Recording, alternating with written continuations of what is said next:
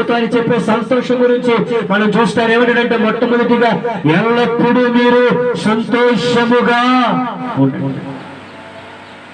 ఎల్లప్పుడూ మీరు సంతోషంగా ఉండండి. ఎప్పుడు సంతోషంగా ఉంటే ఏమవుతుందంటే మనలో ఉన్నటువంటి ఆరోగ్యం ఏమవుతుంది, పెరుగుతుంది.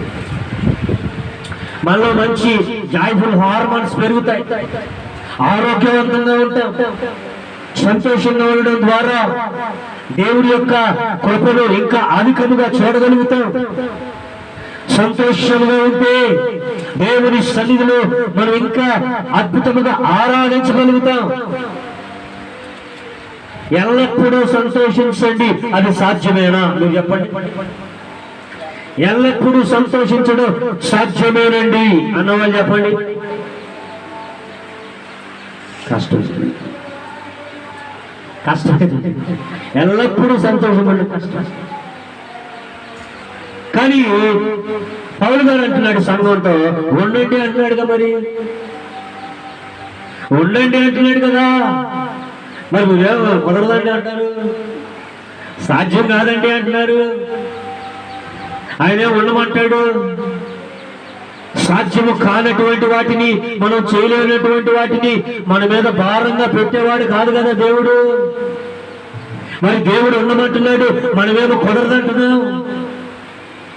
అందుకే ఈ రోగాలు, అందుకే ఈ వ్యాధులు, అందుకే ఈ కష్టాలు, అందుకే ఈ శ్రమలు. దేవుని వాక్యాన్ని మనం వినప్పుడు మన కష్టాలు. హల్లెలూయా, హల్లెలూయా. అవును, దేవుడేమో ఉండమంటున్నాడు, మనమేమో కుదరదంటున్నాం. మరి దేవుని మాట కంటే మన మాటే కదా చెల్లేది. పెత్తనాలన్నీ మనయే కదా, దేవుని పెత్తనం మన మీద లేదు కదా. అత్తలేని కోడలు తమ్మురాలు,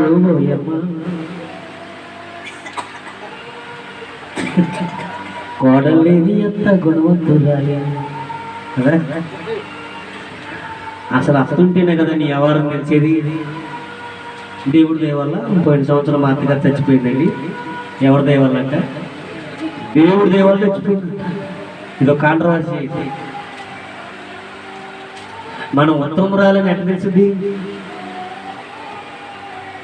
అత్త ఉన్నప్పుడే కదా, వాక్యం ఉన్నప్పుడే కదా మన పరిస్థితి ఏంటి తెలిసేది. వాక్యం ఏమంటదంటే ఎల్లప్పుడూ సంతోషంగా ఉండండి. సంతోషంగా లేకపోవడానికి కారణం ఏమంటో చెప్పండి. ఆనందంగా లేకపోవడానికి కారణం ఏమంటో చెప్పండి. కారణాలు ఏంటో చెప్పండి, చెప్పండి.